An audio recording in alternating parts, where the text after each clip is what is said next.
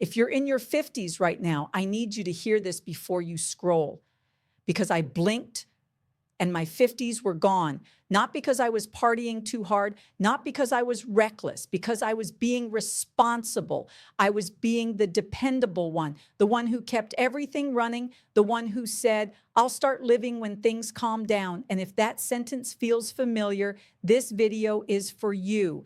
I'm Frances Walker. I'm 59 years old. I used to be a teacher, and I'm making this video because I don't want you to waste your 50s the way I did. Let me tell you what wasting your 50s actually looks like, because it's not dramatic. It's quiet. It's waking up, going through the motions, and telling yourself, this is just a busy season. It's keeping your head down because you're tired, because you're overworked, because somebody always needs you. It's saying no to trips, no to hobbies, no to friendships, no to your own health, because you're saving money, saving energy, saving time. And then one day you realize you've been saving your life for a day that never arrives. In my 50s, I did what a lot of people do. I waited. I waited to feel better. I waited to lose the weight. I waited to have more time. I waited until my job got easier. I waited until my family needed me less. I waited until retirement was close enough to taste. And here's the truth that makes my stomach drop when I say it out loud. Your 50s are not a waiting room. They are not the hallway to real life. They are real life. And I didn't realize I was wasting them until my body started sending messages I couldn't ignore. Not the cute little signs people joke about, real signs. I woke up tired even after sleep. My knees reminded me I existed. My patience got shorter. My world got smaller. And what scared me wasn't aging. It was the feeling that I had become a background character in my own life. So I want to give you the exact moments where I went wrong, because if you can spot them now, you can change the next 10 years of your life. The first way I wasted my 50s was thinking later was guaranteed. I lived like time was automatic, like I would always have another summer, another chance to call that friend, another chance to take that trip, another chance to learn something new. But time doesn't move in years. It moves in days, and days disappear in a blur of errands, work, obligations, and exhaustion. If you want proof, answer this without thinking too hard. What did you do last Tuesday? Exactly. That's how life slips away when you're not intentional. The second way I wasted my 50s was confusing busyness with purpose. As a teacher, I was always needed. There was always a lesson plan, always grading, always a student who needed extra help, always meetings, always just one more thing. And it made me feel important.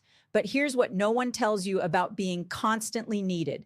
If you're always needed, you can start believing you're not allowed to need anything. So I stopped asking myself what I wanted. I stopped asking what made me feel alive. I stopped even knowing how to answer that question. And that is a dangerous way to live, because it turns your life into a service job for everyone else. The third way I wasted my 50s was ignoring my health because I wasn't sick. This is a big one. I didn't have a crisis. I wasn't in the hospital. So I told myself I was fine. But fine is the word that steals decades. Fine means your blood work is trending the wrong way, but not scary yet. Fine means your back hurts, but you can still get through the day. Fine means you're stressed, but you're functioning. Fine means you're lonely, but you're busy. Fine means you're gaining weight slowly enough that you stop noticing. Fine means you haven't felt truly energetic in years, but you call it normal. And then one day, fine turns into a problem you can't reverse as easily. If you're listening to me and thinking, I should probably take better care of myself, don't wait for motivation. Motivation is unreliable. You need a system that is small enough to do even on tired days. I wish someone had told me that in my 50s, because I thought self-care had to be some perfect routine. No, it's walking even when you don't feel like it. It's strength training so your body doesn't start negotiating with gravity. It's sleeping like it matters. It's getting your checkups like you respect your future. It's drinking water like you're not a houseplant someone forgot on a windowsill. The fourth way I wasted my 50s was letting my relationships fade, because life This one hurts because nobody tells you friendship is not automatic in adulthood. If you don't protect it, it disappears. I let weeks become months. I let months become years. I told myself they're busy too. I assumed we'd reconnect later, but later becomes awkward. Later becomes, I don't want to bother them. Later becomes, I don't even know what I'd say. And then you wake up and realize you have acquaintances, not a circle. If your phone is full of contacts, but you can't think of 3 people you could call on a hard day, that's not just a social issue. That's a life issue. Because your 50s are when you need real people the most, not hundreds of followers, not polite conversations, real people.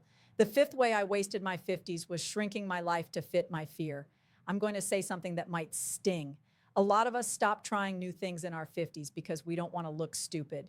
We don't want to be the beginner. We don't want to feel behind. We don't want to be judged.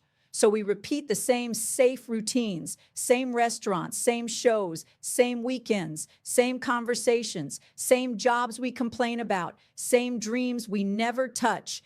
And we call it stability. But sometimes stability is just fear with a nicer name. I want you to listen carefully.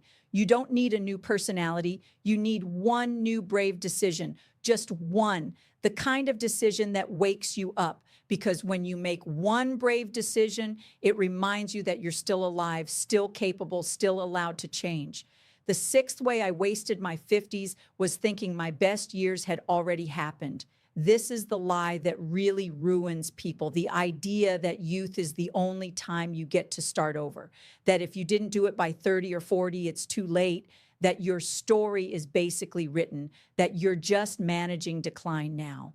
That lie is poison. And as a teacher, I watched something interesting. Some of the most powerful transformations happen when someone finally gets tired of their own excuses, not when they're young, when they're ready. So if you're 52 or 57 and you feel like you've wasted time, good. That discomfort is useful. It means you're awake. Now, here's the part where I stop describing the problem and give you a simple reset plan you can actually use. Because if you finish this video and you just feel sad, that's not the point. Here are the 5 things I would do if I could go back to 50 with what I know now.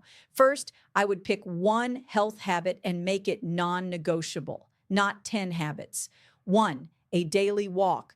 3 strength sessions a week, protein at breakfast, a bedtime alarm, one thing that makes your body feel like it has a leader again. Second, I would schedule joy the way I scheduled responsibility. This sounds childish until you realize adults who don't schedule joy don't get any. Put it on your calendar. A class, a day trip, a morning that's yours. A hobby you do badly at first. Joy isn't something you deserve after you finish everything. Everything is never finished. Third, I would stop waiting for permission. Permission from your spouse, permission from your kids, permission from your job, permission from your age. You are not applying to live your life. You're allowed. Fourth, I would clean up one area of my life that constantly drained me. 1, a cluttered house that makes you tired, a commitment you hate, a toxic relationship, a job situation you can start planning your exit from. When you remove one constant drain, your energy comes back faster than you think. And 5th, I would make one scary but realistic plan for the next decade, not a fantasy, a plan. What do you want your life to look like at 60? Not just financially, physically, socially, emotionally. What do you want your mornings to feel like? Who do you want around you? What do you want your body to be able to do? Because the decade from 50 to 60 is not small. It's the decade that decides how you enter the rest of your life. Now, let me talk to the person who's thinking, this is depressing. No, this is the good news. Because the moment you notice you're wasting your time is the moment you can stop. And I'm not saying you need to blow up your life. I'm saying you need to stop living like your life is on hold. If you're 50-something watching this, you still have time for a second wave. You still have time to build strength, to rebuild friendships, to travel, to learn, to love your days, to stop postponing yourself. And if you're younger watching this, listen to me like I'm your future waving a flag. Don't wait until you're 59 to realize you've been trading your life for someday, because someday is not a date on the calendar. Someday is a story people tell themselves to feel better while nothing changes. So here's what I want you to do right after this video ends. Pick one thing you've been postponing, one, and take the smallest action today. Send the text, book the appointment, put the shoes by the door, sign up for the class, write the first page, ask the question, and don't talk yourself out of it by saying it's too late. It's not too late. It's just later than it needed to be. I'm Frances Walker, 59, former teacher. And if this video hit you, I want you to leave a comment with your age and one thing you refuse to waste another year avoiding. Because maybe the best part of your life isn't behind you. Maybe it's waiting for you to stop waiting.